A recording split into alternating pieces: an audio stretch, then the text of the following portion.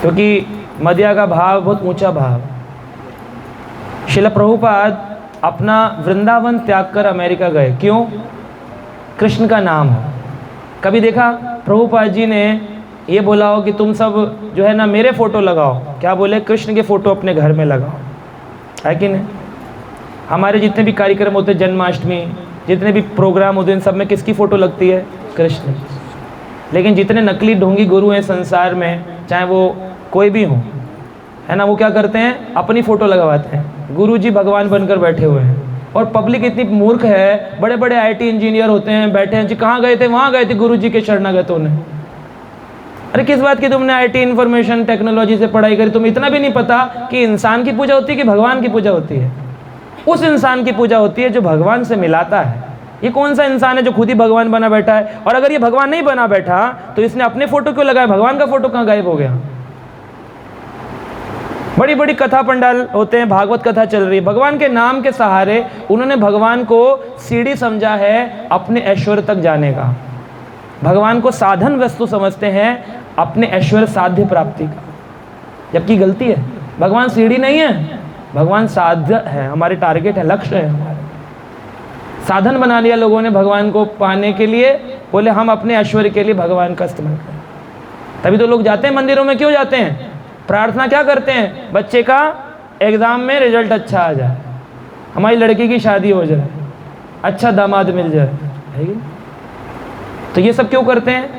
भगवान को साधन वस्तु समझ रहे हैं कि ये रास्ता है, इसके माध्यम से मुझे अपने सुख की प्राप्ति होगी, ऐश्वर्य की प्राप्ति होगी। ये गलती है। तो इसलिए हम अभी कर नहीं पाएंगे। हम क्या कर सकते हैं? भगवान के लिए अपना सब कुछ त्याग सकते हैं। अभी उस स्थिति में तो है नहीं, तो इसलिए अभी हम तदिया पे रहें कि प्रभु हम आपके अंश हैं, हमारा कर्तव्य है कि हम आपकी सेवा करें, उसी भाव में। लेकिन मदिया भाव आएगा धीरे धीरे। रागनों का लेवल जब आता है, वैदिक भक्ति से रागनों का लेवल आएगा, उसमें फिर स्पॉन्टेनियस होगा। जो गोपियाँ थीं उनके घर में खाना बना रही हैं और कृष्ण की वेणु बज गई, तो खाना बनाते में ये नहीं था कि पति को खिला दूं, नाराज ना हो, पहले घर सेटल कर दूं फिर जाऊंगी, कहीं ये डिस्टर्ब ना हो जाए। तो घर सेटल करने में लगा हुआ है, इसका मतलब इसके मन में अभी घर का भाव बना हो। वो सोचती नहीं थी, अंगीठी में रोटी जल गई, तवा जल गया, अंगारे जो थे वो लोहे के ऊपर आ गए, तब पति को पता चला कि पत्नी चली गई है। उसको ख्याल ही नहीं है कृष्ण की बांसुरी सुनकर के इतना आकर्षण।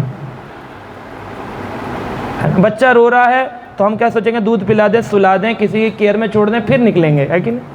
वहाँ पर बच्चा रो रहा है, वो छोड़कर चली गई, बोले देखेंगे भगवान अपने आप देखेंगे ना। इतना आकर्षण आ जाता है, फिर लेफ्ट राइट कुछ नज़र नहीं आता। इसलिए वो मदिया भक्ति है, वहाँ केवल कृष्ण नज़र आते हैं, केवल कृष्ण की सुरक्षा नज़र आती है। और वो इसीलिए लक्ष्मी जी, जिसकी दुनिया दिवाली में पूजा कर रही है, लक्ष्मी गणेश जी ला के रखे हुए घरों में, है ना, वो लक्ष्मी जी वृंदावन में उसको प्रवेश नहीं है, बाहर बैठी हुई बेलवन के अंदर, लक्ष्मी जी को एंट्री नहीं है। जो आपकी देवी है उसको एंट्री नहीं मिल रही वृंदावन में, आपको क्या मिलेगी?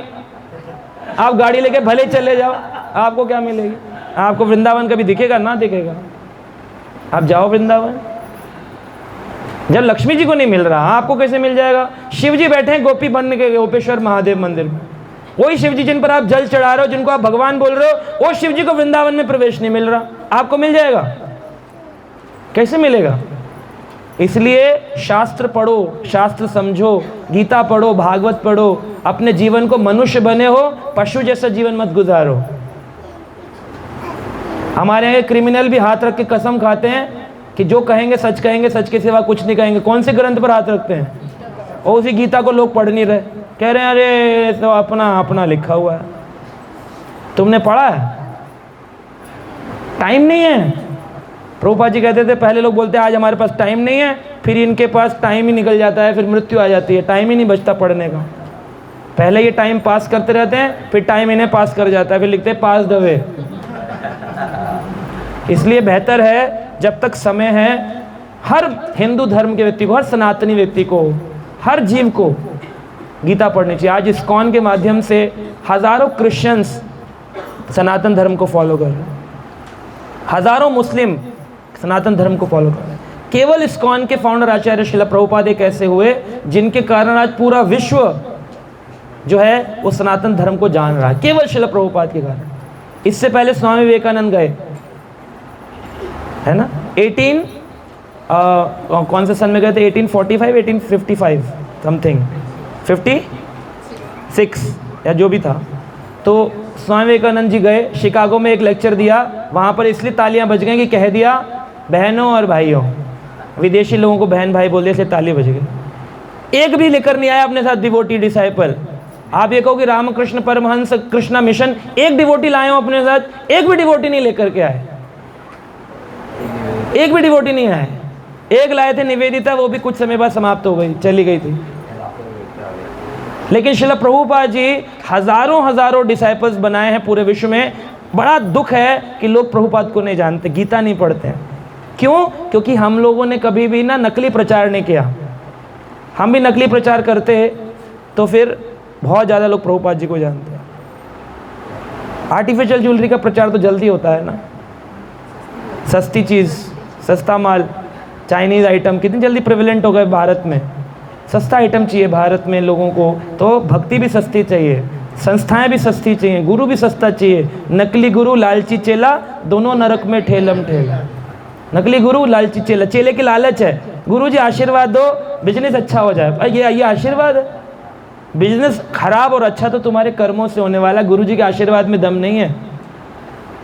गुरु जी का आशीर्वाद तो है कि तुम अपने को जानो, तुम हो कौन, क्यों अपना मनुष्य जीवन खराब कर रहे हो। ये रियल आशीर्वाद, रियल ब्लेसिंग ऑफ द गुरु है ना। गुरु का मतलब है जो अंधकार से निकाल करके रोशनी की ओर लाता है। गु रू दो शब्द हैं ये। गु का मतलब है अंधकार और रू का मतलब है उजाला, जो अंधकार से उजाले की ओर लाता है। ओम अज्ञान तिमिरंधस्य ज्ञानंजन शलाकया, जो तिमिरंधस्य यानी अंधकार से उजाले की ओर आता है, वो गुरु है। किसी भी गुरु जी को मान लिया, पास वाले मंदिर चले गए, पंडित जी धोती कुर्ते वाले मिल गए, पजामे कुर्ते वाले मिल गए, पाँव छुआ, उनने जो व्रत बता दिया वो रख लिया, जो उन्होंने जल चढ़वा दिया चढ़ा लिया, और बस 501 रुपये दे आए, बोले बहुत बढ़िया हो गया पूजा पाठ। पता ही नहीं है, इग्नोरेंस में जी रहे हैं लोग। They are doing so much harm to themselves, है ना।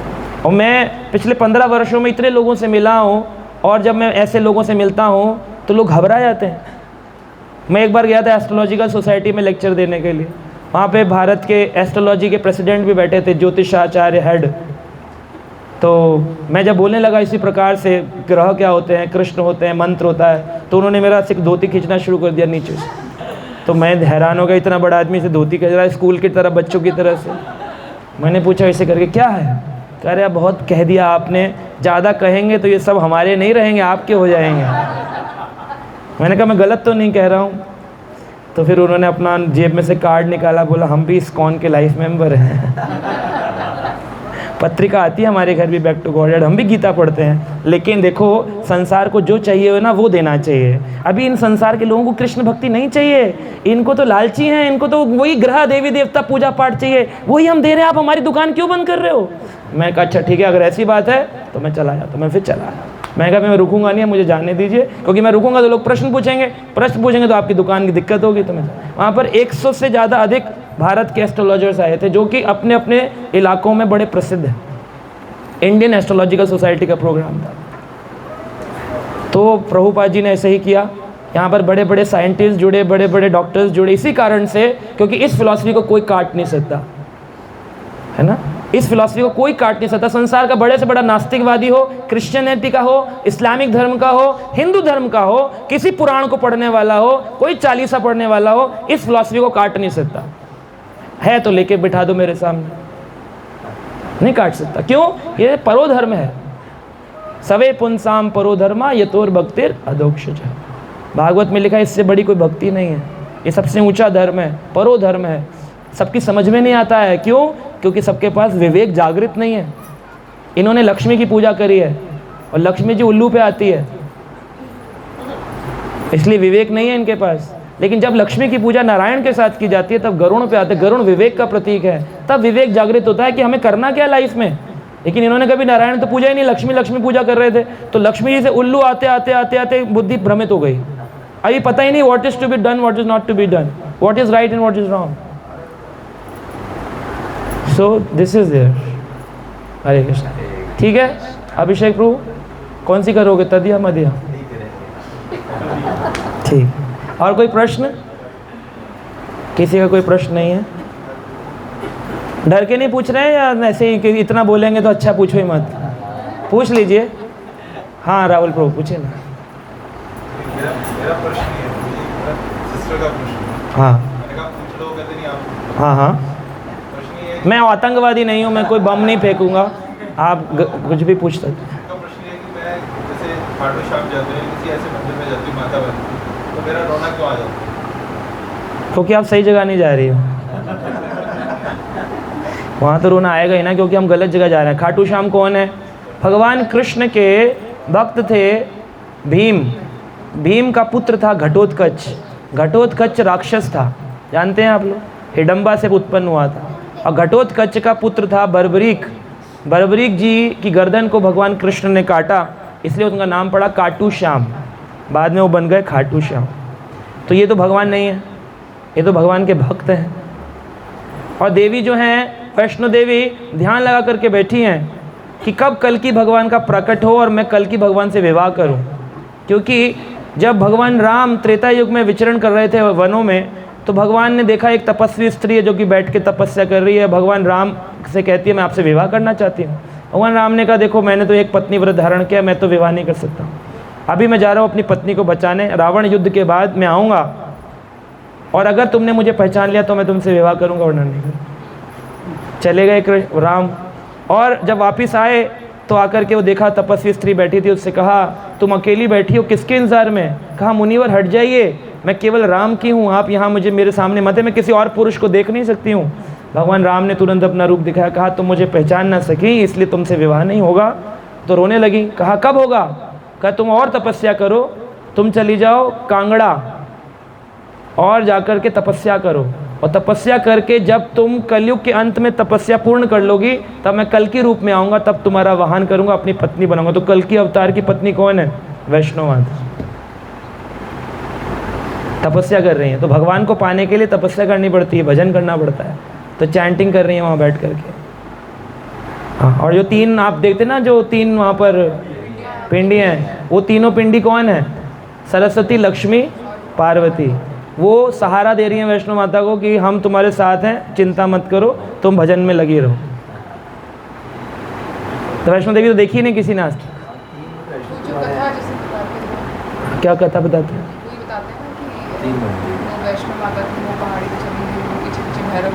हाँ, अब वो बदल गई तो ये तो अनएक्सपेक्टेड कथा है ना। शास्त्रिक कथा क्या है? वैष्णवी देवी का मतलब क्या है? जो देवी वैष्णवी है, भगवान की वैष्णव है, भगवान के नियमों का पालन करती है। शिव जी को वैष्णव कहा गया और उनकी पत्नी पार्वती को वैष्णवी कहा गया। तो वैष्णवी कौन? वैष्णो देवी। वैष्णव देव, वैष्णो देवी। वैष्णवी तो हुए, विष्णु की उपासना करने वाले को वैष्णव कहते हैं। तो दोनों विष्णु की उपासना करते हैं। तो हम सही स्थान पर उपासना करेंगे तो रोना नहीं आएगा, इधर उधर भटकेंगे तो संसार में तो रोना ही है। पदम पदम यत विपदम, जगह जगह रोना। तो हम ये नहीं कहते आप उन मंदिरों में ना जाएं, जाएं लेकिन इस भाव से जाएं, ये भगवान के भक्त हैं, भगवान नहीं। भगवान का एक भावेना भेदेना, एक भाव भी होना चाहिए और भेद भी पता होना चाहिए कि सब भगवान के अंश हैं लेकिन भगवान नहीं है। हम सब भगवान के अंश हैं लेकिन भगवान, ऐसे भगवान के अंश हैं ब्रह्मा विष्णु महेश देवी, अनेक शक्तियाँ, सब भगवान के अंश हैं परंतु भगवान। तो इसलिए उनको भगवान का अंश मानकर उनका रिस्पेक्ट करना चाहिए, बट उनकी पूजा नहीं करनी चाहिए। उपासना केवल कृष्ण की होनी चाहिए। उनका आप सम्मान कर सकते हैं लेकिन उनका आप उपासना नहीं कर सकते। रिजेक्ट किया गया इसको गीता में कि मायस्तेते हतः ज्ञानम प्रपद्यन्ते अन्य देवता। भगवत गीता आप ही का ग्रंथ है भारत का। महाभारत आपने टीवी सीरियल देखा, उसी में आता है। उसमें कह रहे हैं जिनका ज्ञान माया द्वारा हर लिया जाता है वो देवी देवता की शरण में जाते हैं। मायस्तेते हतः ज्ञानम प्रपद्यन्ते अन्य देवता। अन्य देवताओं की शरण में वो जाते हैं जिनका ज्ञान इस भौतिक माया ने अट्रैक्ट कर लिया, पकड़ लिया। दे कैन नॉट अंडरस्टैंड, उन्हें समझ नहीं आता। आती माती सटकला क्या बोलते हैं? हाँ, सटक लिया, आजा माजा सटकला, जो भी है और सटक ली है उनकी। उनको समझ नहीं आ रहा है कि क्या करना है, सटक गई है उनकी। ठीक है भैया, तो रोना जो है वो चला जाएगा अगर आप सही डायरेक्शन में पूजा उपासना करें। जी प्रभु जी, मेरा नाम संजय चैटर्जी है और मैं मैं और संजय लडवाल दोनों एक ही साथ एक आईटी कंपनी में काम करते थे। Very nice. अभी भी मैं कार्यरत हूँ करीब 9 साल से। मेरे पूर्व पुरुष नवोद्वीप से थे जय। और बहुत सारी ज़मीन पड़ी हुई है जो हम लोगों को भी क्लेम करनी है। और मैं 3 बार मायापुर के भी दर्शन करके आ चुका हूँ। 1978-79 में जब स्थापना हुई थी उस वक्त, और पिछले 3 साल पहले गया हूँ। तो हमेशा इच्छा रहती थी आपसे मिलने की, आपको सुनने की, जो आज संजय लडवाल जी के द्वारा पूरी की। जय थैंक यू। एक साथ मिले और मेट्रो से सफर। मेरा ये प्रश्न था, किस अवस्था में या किस उम्र में गुरु बनाना चाहिए, और उस गुरु की खासियत क्या हो? बिकॉज मैं अमरनाथ भी गया हूँ 2-3 बार, 4 धाम भी गया हूँ, 4th टाइम 4 बार गया हूँ, और बहुत सारे मंदिरों में भी गया हूँ, बहुत सारे लोगों को सुना भी है, और आस्था भी है कृष्ण में। क्योंकि जो मैं इस बच्चे को देख रहा था, एक बच्चा, उसी अवस्था में मैं अपने माता के साथ जाता था कानपुर में, और मैं भी मृदंग बजाना या हरे राम हरे कृष्ण करना मुझे बहुत अच्छा लगता था। But positive of time, as, वो धीरे धीरे वो हो गया, हम लोग नौकरी में आ गए, फिर मैं मूव हो गया यहाँ से वहाँ कॉर्पोरेट लाइफ में। तो मेरा यही प्रश्न है कि कब, किस अवस्था में गुरु बनाना चाहिए?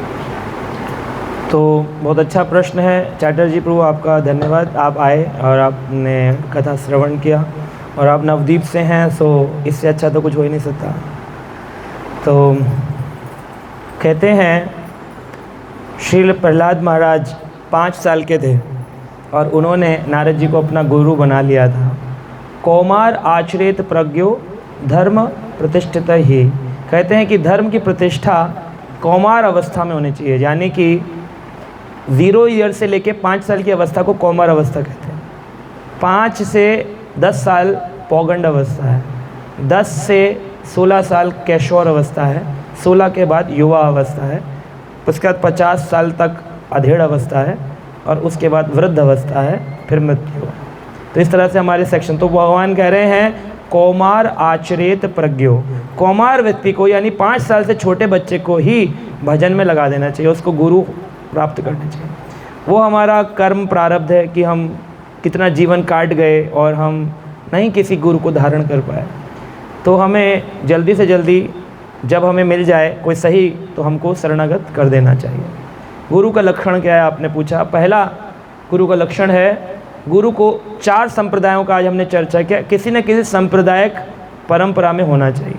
गुरु से प्रश्न पूछ सकते हैं, आप किस संप्रदाय से हैं महाराज? वो बताएंगे मैं इस संप्रदाय में हूँ। आपके गुरुदेव कौन है? बोले ये मेरे गुरुदेव हैं। ऐसा नहीं होना चाहिए कि गुरु जी को यही नहीं पता कि वो किस संप्रदाय से, यानी कि वो सेल्फ मैनिफेस्टेड गुरु जी हैं। उन्होंने खुद ही रात को सोए और सुबह लगा कि शिष्य बनाओ, उनका चंदा इकट्ठा करो, ये अच्छा सिस्टम है, पढ़ाई लिखाई तो है नहीं। जैसे मुझे हमारे घर के पास में एक कथा करने आते थे, तो मैं जब कथा उनकी सुनने के आया, मुझे किसी ने रिक्वेस्ट किया कि आप भी आइएगा। मैं कथा सुनने पहुंचा तो पता चला वो मुझे बोल रहे थे कथा के अंदर ही ऐसे, तो मैं समझा नहीं। जब कथा पूरी हो गई तो मैं कहा आप ऐसे क्यों कर रहे? क्या मैं कह रहा था आप चले जाओ। तो मैंने कहा क्यों आप मुझसे कह रहे थे? कह रहे क्योंकि मुझे पता चल गया था कि आप इस्कॉन से और आप लोगों को तो सब मालूम है, और मैं तो खाली ऐसी कथा करता हूँ। तो मैंने पूछा आप कौन है? बोला मैं CBI में था, पुलिस इंस्पेक्टर था। मैं चोरों के एनकाउंटर में गया तो मुझे गोली लगी तो छाती के पास होकर के निकल गई, बच गया। तो जब बच गया तो लेकिन मतलब पूरी पेनिट्रेट नहीं हुई थी, छेद हो गया था। और जब मैं रिकवर हुआ तो मेरे एक गुरुजी थे, उन्होंने मुझे कहा तुम्हें भगवान ने बचाया, तुम्हें उनका प्रचार करना चाहिए। तो अब मैं कुछ जानता तो था नहीं, मैंने सोचा प्रचार कैसे करूं, तो मैंने पंडाल गाड़ के भगवान के बारे में कहना शुरू कर दिया। और आपने सुन ही लिया कि मैंने क्या ही कहा, मुझे कुछ आता तो है नहीं। थोड़ा कीर्तन, थोड़ी आरती, थोड़े 2-4 अच्छे शब्द बोले और हो गया। लोगों ने सुना, जिसकी समझ आया ठीक है, नहीं आया। मेरा मेन काम तो कुंडली देखने का है। मैं यहाँ से कुंडली देखने वाले लोगों को इकट्ठा कर लेता हूँ, फिर उनको अपने मंदिर बुलाता हूँ, वहाँ पर मैं CBI से ये बन गया। तो अब ऐसे जो लोग हैं जिनको यही नहीं पता गुरु कौन, संप्रदाय कौन, सेल्फ मैनिफेस्टेड होते हैं, ये लोग खुद बन जाते हैं। तो 99% समाज में ऐसे ही लोग घूम रहे हैं। तो पहला लक्षण है परंपरागत गुरु होना चाहिए। दूसरा, गुरु के गुण हैं कि गुरु को अपनी गुरु परंपरा को पालन करना चाहिए, यानी शास्त्रों के आधार पर श्रोतेह पंथा, उसने श्रवण किया होना चाहिए। श्रोत्रम ब्रह्मनिष्ठम, उसकी ब्रह्म में निष्ठा सुनने से होनी चाहिए, ना कि अपनी इच्छा से। इसलिए इनको पता ही नहीं होता कि भगवान कौन। अब ये कथा भी कर रहे होंगे और यहाँ पर डेमी गॉड वर्शिप भी चल रही होगी, यानी काली पूजा भी होगी, शिव जी भी होंगे, गणपति भी होंगे, हर हर महादेव भी होगा कथा के एंड में। क्यों? क्योंकि इनको पता ही नहीं है, क्योंकि इन्होंने सुना नहीं है, इन्होंने खुद ही अपने अंडरस्टैंडिंग से लोगों को समझाना शुरू कर दिया है। इसको कारण कन्फ्यूजन्स क्रिएट होते हैं मार्केट में। तो श्रोतेह ब्रह्मनिष्ठम, सुनकर के ब्रह्म के बारे में निष्ठा उत्पन्न होनी चाहिए। तो जिसने श्रवण मार्ग से अपने गुरुजन परंपरा को सुना हो वो व्यक्ति गुरु है। तीसरा लक्षण, गुरु जो है वो अपने गुरु का दास होना चाहिए, यानी वो कभी गुरु ना कहे कि मैं गुरु हूँ, वो क्या कहे, मैं तो अपने गुरु का दास हूँ। तो इसलिए वो जब गुरु अपने गुरु का दास, वो अपने गुरु का दास, वो अपने गुरु का दास, इस तरह से ये परंपरा कृष्ण तक जानी चाहिए। तो आप किसी से भी पूछें क्या आप मुझे अपनी परंपरा को कृष्ण से जोड़कर बता सकते हैं, नहीं बता पाएगा। जो बता दे वो ऑथेंटिक है, चेक करने का तरीका है। तो जैसे नकली नोट भी है, असली नोट भी है। तो आरबीआई की गाइडलाइंस से आप असली कैसे पता चला गया, बोले आप लाइट डालो, फ्लोरोसेंट लाइट, तो आपको पता चल जाएगा कि इसमें एक सिल्वर फॉइल डली है कि नहीं डली है, साइड में ये सिग्नेचर में 2 मार्क हैं कि नहीं हैं, वेट कितना है नोट का, इस सब चीज़ों से पता चलता है आरबीआई को कि नकली नोट है कि असली। तो ये गाइडलाइंस दी गई हैं शास्त्रों में। और आखिरी लक्षण है गुरु का व्यवहार। गुरु कैसा होना चाहिए? शास्त्र कहते हैं तितिक्षवः करुणिकः सुहृदं सर्वदेहिनाम अजात शत्रुवः शान्तः साधु साधु लक्षणम। साधु के लक्षण बताए गए। तितिक्षवः, तितिक्षव यानी कि क्षमाशील होना चाहिए, सभी के ऊपर उसकी तितिक्षा होनी चाहिए, बड़ा फॉरगिविंग नेचर होना चाहिए। किसी से ये ना हो कि उदास हो गया, मांस खाने वाला हो या मांस न खाने वाला हो, सब पर कृपा करे। तितिक्षवा, फॉरगिविंग होना चाहिए। करुणिका, बड़ा करुणामय होना चाहिए। तितिक्षवा करुणिका, सुहृदम, सबका मित्र होना चाहिए। वो ऐसा ना हो कि केवल अपने अपने लोगों को ही प्रचार करूंगा, तुम कौन सी धर्म के हो, तुम बाहर निकलो हमारे मंदिर से, हमारे आइटम। प्रोग्राम में पूछा जाए आपकी जाति क्या, नाम क्या, नोट करके फिर एंट्री मिलेगी। ऐसे एक बार मैं क्रिश्चियन चर्च में गया था, जब मैं कॉलेज में पढ़ता था, तो मैंने पूरी प्रेयर मीटिंग सुन ली। जब प्रेयर मीटिंग हो गई उसके बाद सरमन पूरा हो जाने के बाद प्रसाद खिलाते हैं वो लोग, और उस व्यक्ति को क्रिश्चियन माना जाता है जो प्रसाद ग्रहण करता है। तो उस फादर ने बोला ओपन योर माउथ एवरीवन, सबने अपना मुंह खोल लिया। अब मैं तो बच्चा था, कॉलेज में पढ़ता था, फर्स्ट ईयर में था, मुझे मालूम नहीं था। कोरियन लोग मुझे ले गए थे अपने साथ चर्च में, कोरियन हमारे कुछ फ्रेंड्स थे। तो मैं जब गया तो उन्होंने बोला ओपन योर माउथ, मैंने अपना मुंह खोल लिया। तो क्रिश्चियन फादर आए और उन्होंने मेरी तरफ देखा, तो मैंने यहाँ पर एक तिलक लगा रखा था छोटा सा, बचपन से लगाती थी मेरी दादी, और केसर तिलक था। तो मुझसे कहता है यू आर हिंदू? मैंने कहा यस। क्लोज योर माउथ, मुंह बंद कर लो। उसने प्रसाद नहीं दिया। यानी कि धर्म को देख करके हम भंडारा करते हैं, हम पूछते नहीं आप मुस्लिम हैं कि क्रिश्चियन हैं कि आप पादरी हैं कि आप कौन हैं। हम सबको सामूहिक रूप से करुणावान होकर के, आजाद शत्रु होकर के, हमारा कोई शत्रु नहीं है। प्रभुपाद जी ने कहा कराची में भी प्रचार करो, हम लोग कराची में भी लेक्चर देते हैं, अफ़गानिस्तान में भी हमारे भक्त हैं, हमारे भक्त सीरिया में भी हैं, हमारे भक्त जो हैं अमेडियंस मुस्लिम्स में हमारे भक्त हैं, इस्कॉन के फॉलोअर्स, स्विट्ज़रलैंड में भी, वेटिकन सिटी में भी हमारे क्रिश्चियन जो फॉलोअर्स हैं, ब्राज़ील में भी हमारे डिवोटीज़ हैं, हमारे कैनबेरा में भी हैं, कैलिफोर्निया में भी हैं, कनाडा में भी हैं, वैंकूवर में भी हैं, एडमिंटन में भी हैं। हर जगह भक्त क्यों हैं? क्योंकि हम अजात शत्रु, हमारा कोई शत्रु नहीं। ये कौन सा हिंदुत्व है? ये पाकिस्तानी है, मार दो। अरे क्या पता ये पाकिस्तानी उग्रवादी है भी कि नहीं है, ये आतंकवादी है भी कि नहीं है, ये कौन सा हिंदुत्व है? तो हम लोग कहते हैं जो भी हो जीवात्मा है ना, इसको भजन सिखाओ, तो इसको भजन सिखाओ। हाँ, अगर वो अटैक करे तो डिफेंस मैकेनिज्म में अपनी रक्षा कर सकते हैं, लेकिन अटैकर नहीं होना चाहिए। तो ये जिसके अंदर गुण है, सबके सुहृदय, सबका फ्रेंड है, सबके लिए सोचता है। हमारे प्रभुपाद जी ने पूरे विश्व में स्थापना करी और हज़ारों लोगों को भक्त बनाया। नवदीप का जो ज्ञान था श्री चैतन्य महाप्रभु का, उसको पूरे विश्व में आज हरिनाम संकीर्तन फैल गया। चैतन्य महाप्रभु की इच्छा थी पृथ्वी ते आछिय नगर आदि ग्राम सर्वत्र प्रचार होइबे मेरो नाम, सारी जगह मेरे नाम का प्रचार होना चाहिए। और उन्होंने बोला था, चैतन्य महाप्रभु के चैतन्य भागवत में आता है कि यदि पापी पाप कर दूर देशे जावे अगर कोई पापी पाप करके दूर देश चला जाएगा, यदि पापी पाप कोरा दूर देश जाबे, मोरो सेनापति भक्त ताई पे जहाँ पे, मेरा सेनापति आएगा एक सोल्जर, वो जाकर के पकड़ के ले आएगा वापस। तो शिला प्रभुपाद जी आए इतनी जनरेशन्स के बाद, और फिर वो गए और जाकर के पापी लोगों को लाकर भक्त बनाया। आज विदेशी लोग, यूरोपियन लोग, अमेरिकन लोग भगवान के नाम का जप करते हैं, और भारतीय लोग गप करते हैं, भगवान का नाम नहीं जप करते। तो ये गुरु के लक्ष्य है।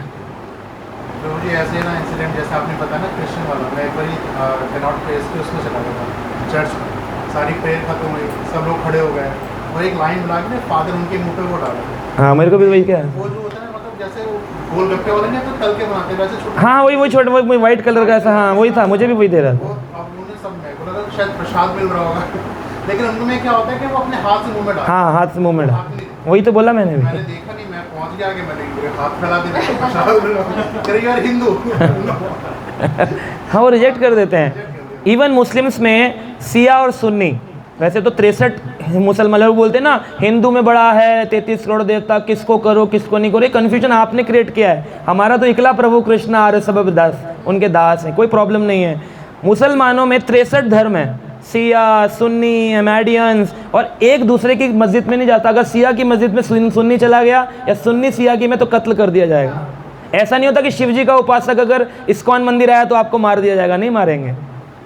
क्रिश्चियंस में कैथोलिक्स हैं, रोमन्स हैं, रोमन कैथोलिक में चला गया तो उसको प्रसाद नहीं देंगे। तो बहुत ज़्यादा एनवियस धर्म है, केवल सनातन धर्म विशाल हृदय का धर्म। तो अपने धर्म को पढ़ो, अपने धर्म को पालन करो। कब करोगे? जब जीवन निकल जाएगा। So follow it rigorously, follow करना चाहिए इसको। ठीक है चैटर्जी बाबू, हरे कृष्णा। और कोई प्रश्न? राहुल प्रभु, एनी क्वेश्चन? माइक दे दो, माता जी को पूछेंगे।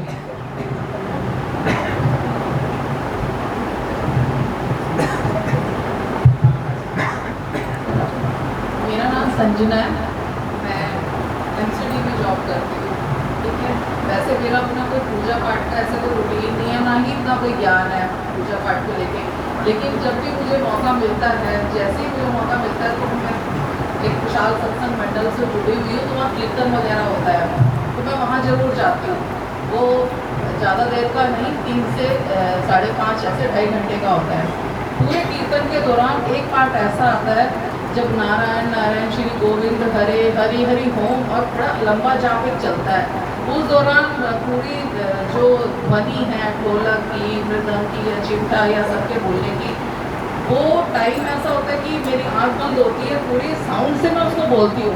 लेकिन उसके ख़त्म होने के बाद मेरे को ऐसा लगता है मैं बहुत गहरी स्लीप में चली गई थी और वो गहरी नींद से जाती हूँ और मुझे अच्छा फील होता है। उस पूरे कीर्तन का एक पार्ट जो है ना, उसको मैं इंजॉय करना चाहती हूँ। हमेशा मैं उसी चीज़ पे ज़्यादा मेरा वो रहता है। ऐसा क्यों होता है? ऐसा इसलिए होता है क्योंकि शास्त्र में कहा गया, जो नाम है भगवान का, भगवान एक ही है, कृष्ण, जिसको सभी धर्म शास्त्रों ने प्रूव किया। बाइबल में कहा गया, I am the son of God, मैं भगवान का पुत्र हूँ, जीसस कहते हैं। इस्लामिक धर्म में कुरान में कहा गया, मैं प्रभु का, अल्लाह का पैगंबर हूँ। पैगंबर यानी मैसेंजर ऑफ गॉड। तो गॉड कौन है? कृष्ण गीता में कहते हैं, अहम बीज पदा पिता सर्व योनिषु कौंतुए, हे कुंती पुत्र, जितने भी योनियाँ हैं उन सबका मैं बीज प्रदान करने वाला पिता हूँ। अब ये पिता का नाम है नारायण, गोविंद, कृष्ण, ये भगवान का नाम है। बाकी इनका जो नाम है और जो देवी देवताओं का नाम है उसमें भेद है। देवी देवताओं का नाम और देवी देवता में फ़र्क है। जैसे हमारे और हमारे नाम में, हमारे नाम में या कोका कोला का नाम, प्रभुपाद जी कहते थे, कोई बोले प्यास लगी है, बोलो Coca Cola Coca Cola Coca Cola Coca Cola Coca Cola, तो प्यास बुझेगी नहीं, कोका कोला पीना पड़ेगा। नाम में और कोका कोला में भेद है। ऐसे ही लेकिन भगवान में और भगवान के नाम में कोई भेद नहीं है। जब हम भगवान का नाम लेते हैं तो साक्षात गोविंद हमारी जिह्वा के ऊपर नृत्य करते हैं, साक्षात प्रभु राम हमारी जिह्वा पर अवतरण लेकर अयोध्या बना देते हैं। जब हम राधा रानी का नाम लेते हैं, साक्षात हमारी जीव बरसाना धाम बन जाती है। तो इसलिए भगवान का नाम है अभिन्नत नाम नामिनो, नाम और नामी में कोई भेद नहीं है। अगर भगवान है और भगवान के नाम का सूचक, मान लो किसी ने अपने पुत्र का नाम रख लिया नारायण दास, या नारायण गुप्ता, तो नाम रख लिया है कि ये भगवान के नाम का सूचक तो हो सकता है, लेकिन ये नारायण नहीं हो सकता। नारायण तो केवल एक ही है। इसीलिए अजामिल ने अपने अंत समय में नारायण बोला, तो नारायण सूचक रूप से तो बोल रहा था, लेकिन नारायण शब्द उच्चारण होकर वैकुंठ तक पहुंच गया, भगवान तक, क्योंकि नारायण तो केवल नारायण ही है ना। इसलिए जब आप नारायण नारायण बोलती हैं तो आप भगवान को पुकारती हैं। पूरे सत्संग में अन्य देवी देवताओं के नाम है, लेकिन उनमें और उनमें भेद है, लेकिन भगवान में और भगवान के नाम में भेद नहीं है। उसी भेद ना होने के कारण आपको गहराई अनुभव होती है, और उसी के कारण आपको शुद्धि अनुभव होती है, क्योंकि केवल कलयुग में भगवान का नाम ही लोगों को शुद्ध कर सकता है। कलयुग केवल नाम आधार, सुमिर सुमिर नर उतर ही पार। कलयुग में अगर उतरना चाहते हो इस कलयुग के स्ट्रेस से, एंजाइटी से, रिसर्च ने भी प्रूव किया है, तो only the name of the God, भगवान का नाम केवल आपको शुद्ध कर सकता है, और आप वो ले रही हैं, इसलिए आपको शुद्धि, शांति, गहराई का अनुभव होता है।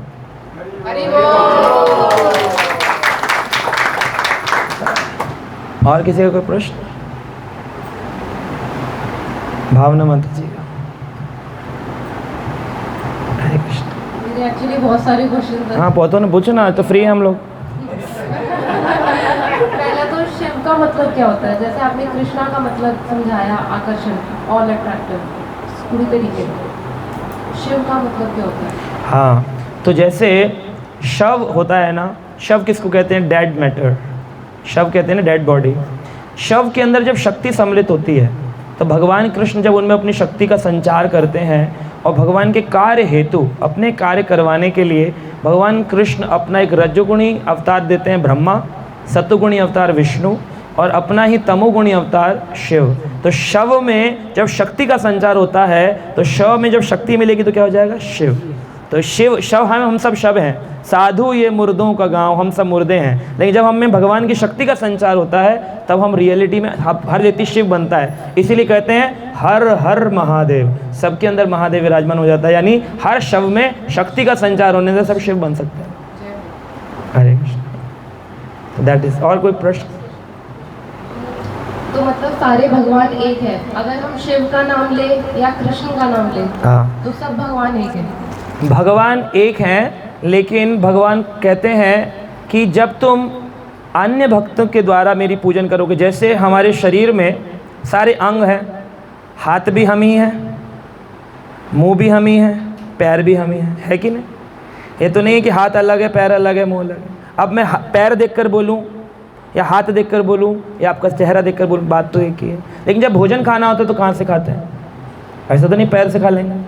तो भगवान तो हैं, सब भगवान के ही एक रूपेणी हैं, सब भगवान की शक्ति संचारित है, लेकिन जब हमें उपासना करनी होगी तो मुख में डालना पड़ेगा। जैसे पेड़ में 33 करोड़ पत्तियां हैं और जड़ है, पानी कहाँ डालते हैं? ऐसा नहीं पत्तियों में डालेंगे अलग अलग, तभी तो हरी भरी होंगी। तो ऐसे ही भगवान कहते हैं अहम मूलम, मैं मूल हूँ, मैं जड़ हूँ। जितनी भी ये सब हैं, ये सब उप शाखाएँ हैं, मेरी शाखाएँ, देवता हैं मेरे ही, पेड़ के अंश हैं, लेकिन मेरे को मुंह में डाल देंगे जैसे खाना, जैसे पेड़ की जड़ में डालेंगे पानी, ऐसे कृष्ण का उपासना करने से 33 करोड़ देवताओं की संतुष्टि हो जाती है। यास्मिन, जब भगवान कहते हैं यस्मिन तुष्टे, जब मेरे संतुष्टि होती है, सर्वम तुष्टम भवति, सारे के सारे संतुष्ट हो जाते हैं, सारे चराचर जगत संतुष्ट हो जाता है केवल कृष्ण भजन करने से। तो आपको अलग से पूजा करने की आवश्यकता नहीं। जैसे अभी इनका ऑल्टर है, अब इसमें यहाँ पर शिव जी नहीं है, दुर्गा जी नहीं है, तो क्या नहीं है? है ना। जब अर्जुन ने भगवान कृष्ण का विराट रूप देखा तो देखकर हैरान हो गया। कृष्ण के ही हृदय में ब्रह्मा भी बैठे हैं, शिव जी भी बैठे हैं, यानी कृष्ण का भजन करने से समस्त कोटि भगवान के ब्रह्मांड का भजन हो जाता है। आप अलग अलग से तो कर नहीं पाओगे, 33 करोड़ देवता हैं, कहाँ तक फोटो लगाओगे? घर में इतनी वॉल में जगह भी नहीं है ना। एक वॉल में आपको 9 लाख फोटो लगाने बोले, 33 करोड़ फोटो तो बहुत ज़्यादा है। पर डे आप 9 लाख फोटो का पूजा कर सकते हो, तो 9 लाख फोटो लगाओ, आप लगा पाओगे? जगह ही नहीं है। तो इसलिए ऐसा, अब जिसकी नहीं करोगे वो अपराध हो जाएगा। मतलब आपने शिव जी की करी लेकिन सूरज की नहीं करी, तो सूरज नाराज हो जाएगा। सूरज की करी लेकिन इंद्र की नहीं करी, इंद्र नाराज हो जाएगा। इंद्र की करी लेकिन हवा के देव वायुदेव की नहीं करी, तो वो नाराज हो जाएंगे। अब ये भी तो है ना देवता, हनुमान जी के पिता वायुदेव, गोवर्धन पूजा में इंद्र नाराज हो गया था, तो ये सब नाराज हो जाएंगे आपसे। तो फिर सबको कैसे संतुष्ट करें? संतुष्ट करने का एक तरीका है, कृष्ण कहते हैं अहम मूलम, मैं मूल हूँ, मेरी पूजा करने से 33 करोड़ देवता संतुष्ट हो जाते हैं। तो केवल कृष्ण भजन करेंगे, सारे देवता संतुष्ट हो जाते हैं। हरि बोल। कृष्णा कहते हैं कि हम लोगों को अपने आप के अंदर मतलब कर्म करते रहना चाहिए, अच्छे कर्मों के हिसाब से चलते रहना चाहिए और मुंह में नहीं पड़ना चाहिए। जैसे हम पूजा नॉर्मली जो रिचुअल्स बस कर पाते हैं हम सिर्फ वही करते हैं, क्योंकि अगर कोई चीज़ ऐसी जो हम अगले दिन ना कर पाए तो अंदर लगता है कि शायद कुछ गलत हो जाएगा या पाप लग जाएगा या ये चीज़ नहीं कर पाए, तो कुछ ही रूटीन में हम चीज़ें रखते हैं, तो क्या वो काफ़ी है? देखिए, रूटीन में हमें भगवान का नाम रखना चाहिए, क्योंकि कलयुग में भगवान का नाम ही आधार है, जैसे हमने बताया। तो भगवान का नाम जप करें, बाकी सारे रूटीन में जो आप कर रहे हैं वो उसमें कमी हो ज़्यादा हो चलेगा, लेकिन भगवान के नाम में कमी नहीं चाहिए। कम से कम हमें रोज़ भगवान के नाम का जप करना चाहिए 108 मन की माला पे। हम अगर आरती ना करें तो उतना अपराध नहीं है जितना भगवान का नाम जप न करने पर अपराध लगेगा। तो रोज़ हमें भगवान का नाम, चाहे 1 माला 2 माला जितना हमसे बन पड़े, हमें माला करनी चाहिए। इस्कॉन के भक्त जो हैं स्थापित, वो लोग रोज़ 16 माला का जप करते हैं, चाहे 2 घंटे सुबह निकालें शाम को, या 1 घंटा सुबह 1 घंटा शाम। तो अपने भगवान के नाम का जप जितनी अधिक संख्या में करेंगे उतना अकाउंट पावरफुल होगा। जितना मेहनत करते हैं उतना सैलरी अकाउंट बढ़ता है ना, तो ऐसे जितना नाम जप करेंगे उतना हमारा स्पिरिचुअल अकाउंट स्ट्रांग होगा, क्योंकि कलयुग केवल नाम की शक्ति है इस कलयुग। तो चैंटिंग करिए, बाकी सब जो कर रहे हैं उसमें कमी बेशी चलती है। ठीक है, और कोई क्वेश्चन? हाँ, ये कलयुग और कितना लंबा चलेगा? ये कलयुग की अवधि है 4,32,000 वर्ष। कलयुग की अवधि है 4,32,000, इसमें से 5,000 साल निकल गए हैं, तो अभी 4,27,000 साल बाकी है। पहला जो चरण है वो 10,000 का है। पहला चरण 15,000 का होता है संध्या, पहला चरण 5,000 का है। 5,000 हो गए, फिर 5,000, फिर 5,000, 15,000 साल बाद संध्या पूरी हो जाएगी, फिर कलयुग प्रारंभ होगा। तब कलयुग का अंधकार आएगा। जैसे दोपहर से जब शाम आती है तो कुछ देर के लिए संध्या इवनिंग टाइम होता है, फिर बाद में अंधेरा आ जाता है 7 बजे के करीब। अंधेरा आने के बाद फिर पूरी रात अंधेरा रहता है, फिर सुबह जा कर के रोशनी आती है। ऐसी कलयुग 15,000 साल तक संध्या चलेगी। 15,000 साल पूरे हो जाएंगे, फिर अंधकार आ जाएगा। फिर अंधकार आ जाने पर फिर जो ये कपड़े पहने बैठे, हम सब कपड़े नहीं पहने, निर्वस्त्र रहा करेंगे लोग। जैसे अभी भी देखते हैं लोगों के कपड़े घटने शुरू हो गए, तो फिर 5-10,000 साल बाद पहनेंगे ही नहीं, सब ऐसे ही घूमा करें एक दूसरे को, ऐसे स्त्री पुरुष सब देख रहे हैं, नग्न अवस्था में घूमेंगे। शराब पीना ऐसा, अच्छा जो शराब पीता है हम कहते हैं अच्छा तुम शराब पीते हो, ऐसे बोलते हैं। तब लोग ऐसे बोला करेंगे अच्छा तू पी नहीं रहा है, क्या हो गया तुझको? नॉर्मल पानी से भी अधिक शराब पिया करेंगे। जल महंगा होगा, नलों के अंदर घरों में पाइपलाइन, जैसे गैस की पाइपलाइन है, शराब की पाइपलाइन होगी। नॉनवेज खाना आज अपराध माना जा रहा है। कलयुग में अंधकार आने पर केवल नॉनवेज होगा, और उसमें भी किसका? इंसान का मांस, ह्यूमन फ्लैश खाएंगे। मर्डर कर देना, लाइसेंस ही बंदूकें आ जाएंगी, अमेरिका में आ चुकी हैं। हर एक के बाद लाइसेंस बंदूक होगी, किसी को कोई अपराध नहीं, जिसका जिससे बैर हो गया, ऐसे कोर्ट में ऐसे रूल्स आ जाएंगे, I can kill you and you can not claim. मेरा मन नहीं था, मैंने मार दिया। बच्चों को माँ बाप अच्छे नहीं लगे, मार दिए, उड़ा दिए। ऐसा कलयुग होगा, ये पहले से बताया गया। आप कहेंगे ऐसा कैसे बोल सकते हैं, ऐसा होगा? हाँ, क्या प्रमाण है? तो जो बोला गया था 5,000 साल में होगा वो हो गया। जैसे बोला था पानी बिकेगा, बिक रहा है कि नहीं? बिस्लेरी की बोतल आज से 2000 साल पहले जाकर देखे तो कौन सा बिस्लेरी बोतल थी? तो बोला था पानी बिकेगा। बोला था जल नदियों में प्रदूषित हो जाएगा, हो गया कि नहीं? गंगा नदी गायब हो गई, नहाने का मन नहीं करता, झाग हो गया, कीचड़ आ गया, इंडस्ट्री का रासायनिक सारा डाल दिया उसके अंदर मिश्रित, है ना। बोला था हवा बिकने लगेगी, इस पर तो कोई बिलीव ही नहीं करता था 2-4 साल पहले। कोरोना में इतनी बिकी, सब बिलीव करने लग गए। ऑक्सीजन सिलेंडर बिक रहे हैं ना, हवा ऑक्सीजन ही तो, हाँ ये ऑक्सीजन ही तो है सारा। तो ये पहले से जो लिखा था वो प्रूव हो गया, तो आगे जो लिखा है वो भी प्रूव हो जाएगा। टाइम रखो आप, मैं तो आऊँगा नहीं देखने के लिए, आप लोग हो तो देख लें। इट इज़ ऑलरेडी मैंशन्ड, बताया था कि कलयुग प्रारंभ होने के 2500 साल बाद गौतम बुद्ध आए। बताया गया था चाणक्य पंडित नाम के एक बहुत बड़े स्कॉलरली ब्राह्मण आए। बताया गया था अशोका नाम का एक राजा आएगा, रूलिंग चाणक्य के समय में वो आए। बताया गया था चैतन्य महाप्रभु अपने ही कलयुग में छन्न वेश में संकीर्तन महाप्रभु लेकर के नवद्वीप धाम में प्रकट होंगे हुए। उनके जन्म स्थलियाँ हैं, लीलाएँ देखते हैं। तो ये सब प्रूवन फैक्ट्स इन आर शास्त्र में सब कुछ लिखा हुआ है। इवन अभी तो आप अमेरिका में तो बच्चे लाइन में करके सीधे मेरे मॉम डैड मार रहे हैं। हाँ तो हो ही गया ना। हाँ, हो ही गया। इंडिया में भी आ जाएगा। तो अभी तो संध्या चल रही, तो संध्या में यह हाल है, रात्रि में क्या होगा? Wait and watch. गुरु की क्या इम्पोर्टेंस होती है लाइफ में? गुरु की इम्पोर्टेंस होती है कि गुरु हमको गोविंद से मिलाते हैं। गुरु के बिना हमारे को गाइड करने वाला कोई नहीं। जैसे हारमोनियम सीखना है तो टीचर चाहिए, खुद सीख लेंगे। स्कूल जाते हैं सबसे पहले टीचर चाहिए या बुक से सीख लेते हैं? तो लाइफ में जब सारी चीज़ों के लिए टीचर चाहिए, कुकिंग की क्लासेस जाते हैं, ब्यूटी की क्लासेस जाते हैं, छोटे छोटे हर चीज़ की क्लास हैं, यहाँ तक कि बेड लगाने की भी क्लासेस सिखाई जाती हैं। बोले बेड लगाना सीखना है, वैसे तो बेड पे को चादर डाल लो तो कोई भी डाल लेगा, लेकिन सही से बेड लगाने की भी क्लासेस होती हैं। कैसे बेड लगाना है, पिलो कवर कैसे रखना है, कर्टेन कैसे लगाना है, इसकी क्लासेस होती हैं। हर चीज़ की क्लास है। हाँ, होटल मैनेजमेंट में होती हैं, हॉस्पिटल मीटिंग में भी होती हैं। इसमें हॉस्पिटल बेड्स लगाना, कपड़े के तय लगाना, कितना फोल्ड करने, कितना सारी क्लासेस में एक टीचर चाहिए। तो क्या स्पिरिचुअलिटी के लिए टीचर नहीं चाहिए?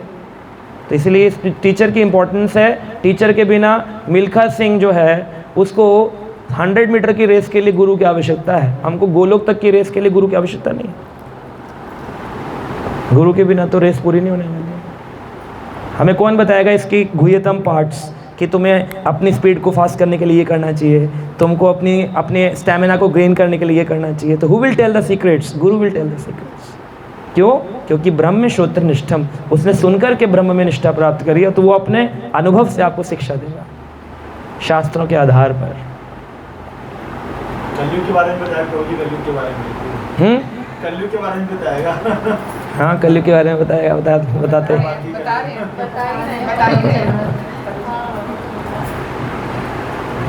बस फिनिश। बस अभी तो आप बोलते बहुत सारे, ये तो 10 मिनट भी नहीं चला। 10 मिनट ही चला है। ओके गुड, ठीक है राहुल प्रभु, वी कैन गो फॉर कीर्तन आरती।